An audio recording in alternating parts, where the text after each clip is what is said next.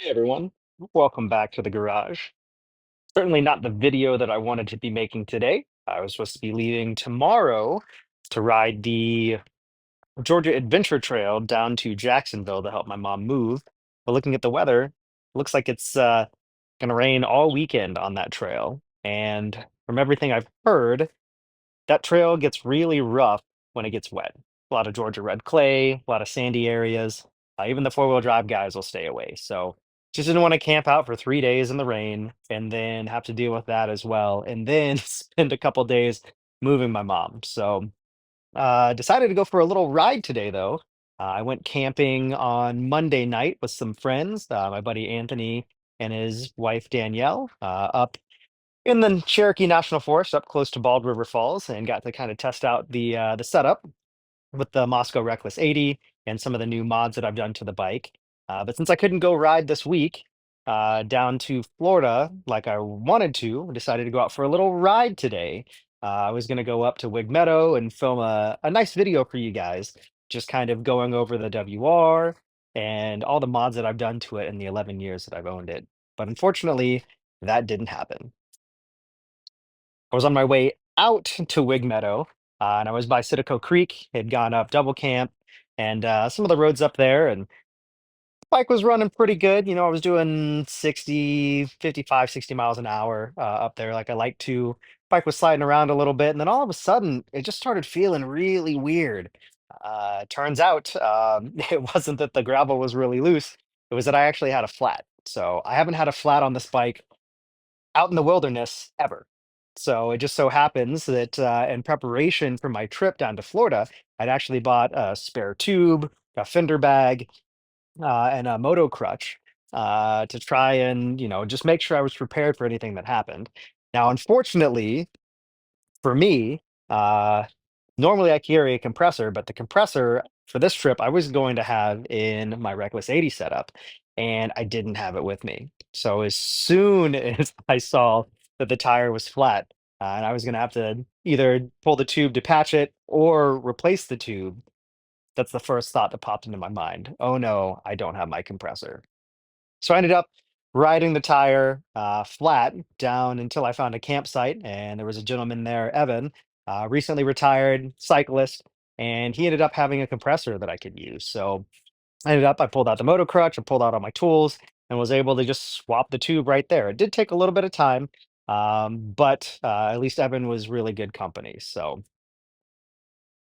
just goes to show you that really anything can happen, right? So, did make a good friend out of it though. I talked to Evan for probably about 2 hours while I sat there changing the tire. The sidewall on these Tusk waypoints is pretty stiff, so made it a little interesting, but was able to get everything done. But let me show you the nail that I found in the tire. And actually, I didn't find it. Evan found it when I was getting ready to put another tube in. I thought I had just torn the tube because you'll see here in a second the tear is actually pretty big, but he's the one that actually noticed the tire, sorry, the nail in the tire. So, kind of a godsend there. He had the compressor, and then he also found the nail because I would have put that tube right in, and it would have gone flat rather quickly once again without a compressor around. Now I had my satellite communicator, and I also have an iPhone 15, which I'm recording on, that I could be able to text my wife using Apple's new satellite feature, but I wanted to try and get it fixed so I didn't have to have her come out. It probably would have been probably an hour and 15 minutes in the truck to come get me. I was pretty far back in the wilderness. So, but yeah, let me show you the nail that I found and how big the tear was in that tube.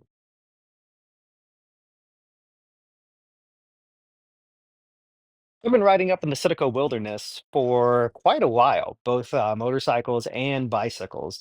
Never had an issue. But today, I don't know if you guys can see this. This is what I found. Pretty decent sized nail. Found this, well, Evan found this in my tire. And then the tear that it created in this tube was pretty big. I think it probably started as a small tear. Here you go, right here.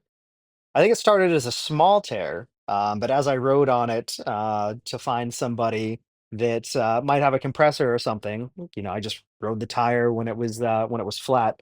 It probably got bigger as this kind of shifted, and this nail just dug in. So, but yeah, So that's that's what happened today. I made a pretty big purchase from Rocky Mountain ATV MC this week with my new IMS 4.7 gallon tank, and then a fender bag. Ironically enough, a spare front tube, um, bead buddy that Tusk makes, then also their moto crutch. So this first time using it today, it came in really handy. So if you didn't know, one of these actually helps you get the front or the rear wheel off the ground in combination with the side stand on the bike. Now, the WR, I really haven't done a lot of off-road riding on. It's been primarily a supermoto since I've had it. Uh, but since I bought the R1250 GS Adventure, I've been doing a lot of off-road riding. That bike actually has a center stand, and I had to use that in Alaska a couple times. I actually grenaded a TPMS sensor on the Dempster Highway. It's a whole other story. But I ended up having to pretty much ride a zip tie around the wheel for about 1,700 miles, all the way up the Dempster, just about all the way back, and then down up over top of the World Highway down to Anchorage before I could get to the motorcycle shop. It's called the Motorcycle Shop in Anchorage, Alaska. Great dealership, by the way. But on the WR, I don't have the benefit of having a center stand. So carrying something like this is $30, and it was worth every single penny today.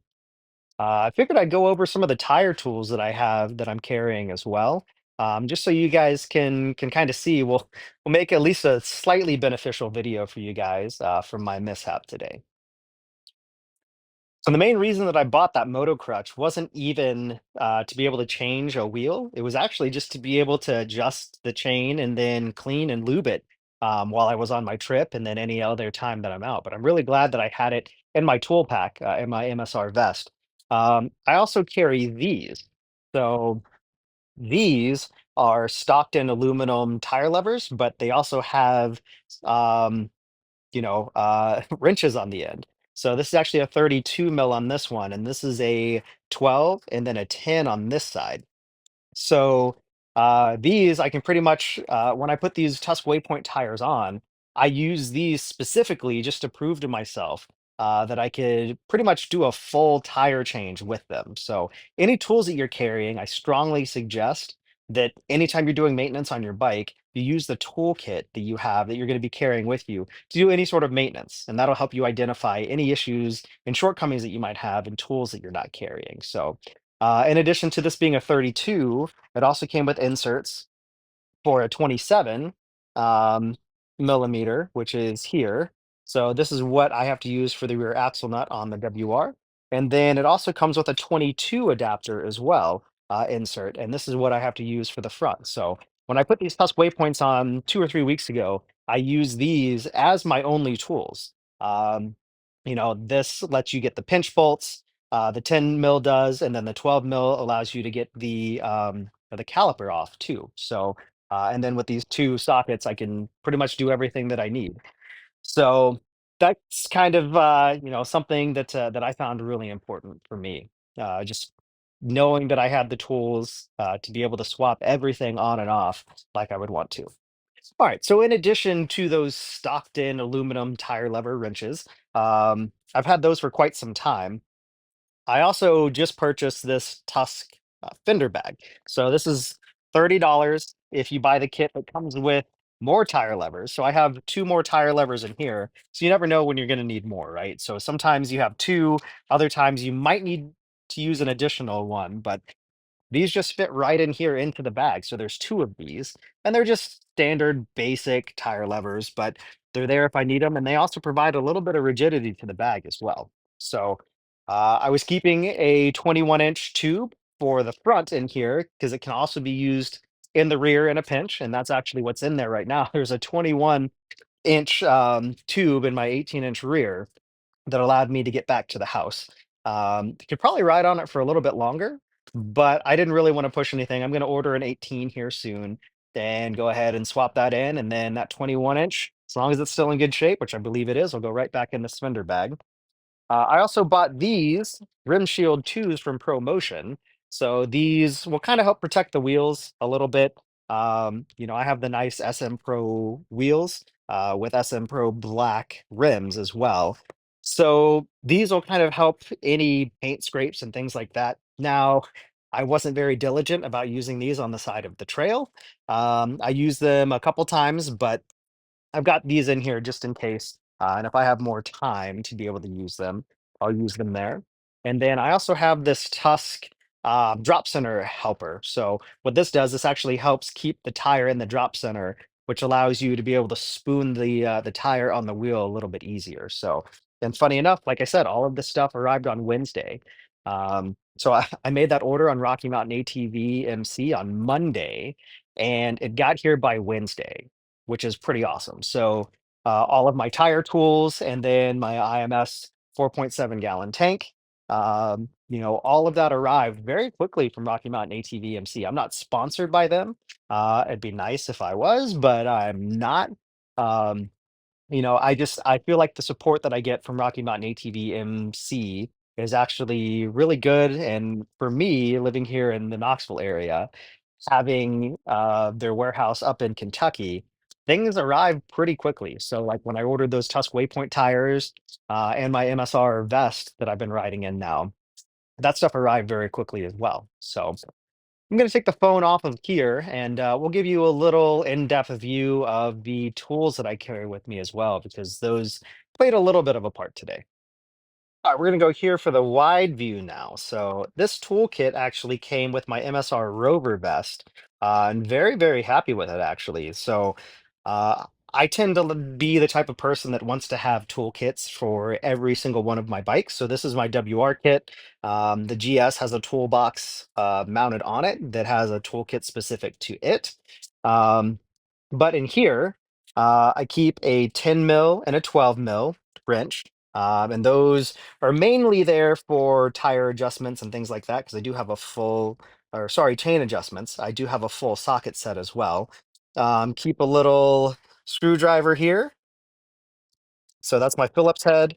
I keep a 4 and 5 mil and then a 6 mil Allen key. So a lot of things on the bike are 4 and 5 mil. The 6 mil is for my handlebars and things like that. There's very few things on this bike that are 6 mil.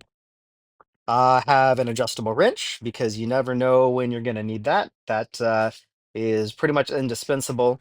Have a couple zip ties here and here.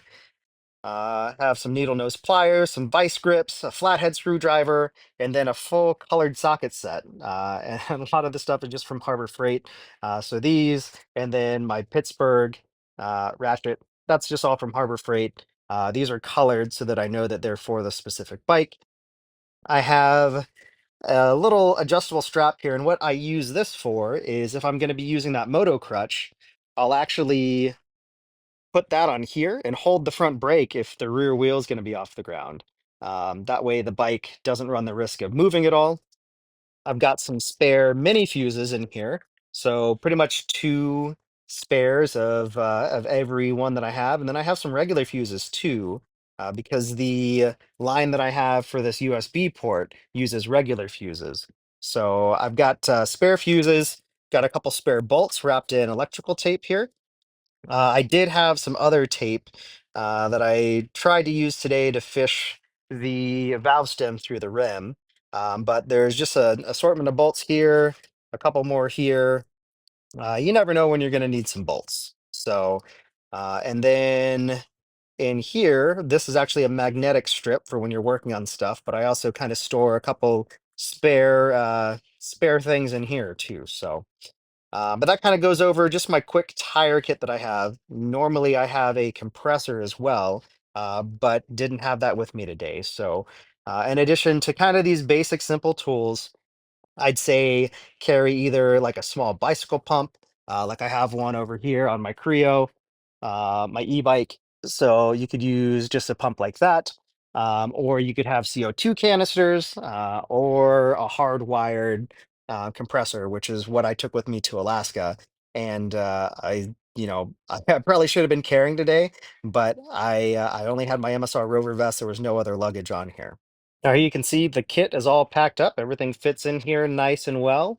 This Tuskimoto crutch, it's a little long for in here, but I can still get everything zipped up.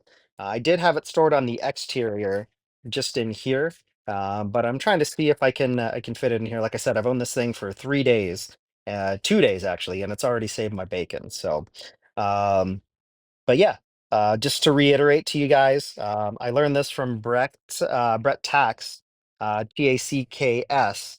Um, just to make sure that whatever tools you're carrying, you can do most things on your bike. So that's what I've been doing, and today it really paid off. So once again, guys, not quite the video that I wanted to make today. I was trying to go out and enjoy the nice weather that we have now that it hasn't been raining. Um, Not going to be able to go do the Georgia Adventure Trail like I had planned to down to Jacksonville, but thought I'd take the moment, like I said, just to show you guys that things don't nearly always go the way that you plan them to, but you make the best of them. So, lessons learned for today. Yeah, I just noticed I still have grease on my palms. Lessons learned from today: make sure that you carry all your tools with you anytime you're going out into the wilderness. And then also, I personally am going to make sure that I always have a way to fill the tires no matter what. So I might add just a small little bike pump like what I have on my bicycle and add that to my toolkit. That way it's always there and I'm not worried about it. So I've got had a patch kit, had a spare tube, had all the tools to change the tube, but I didn't have a way to fill the tires. So luckily, Evan came and saved the day and also found the nail in the tires. So anyways, short update from me.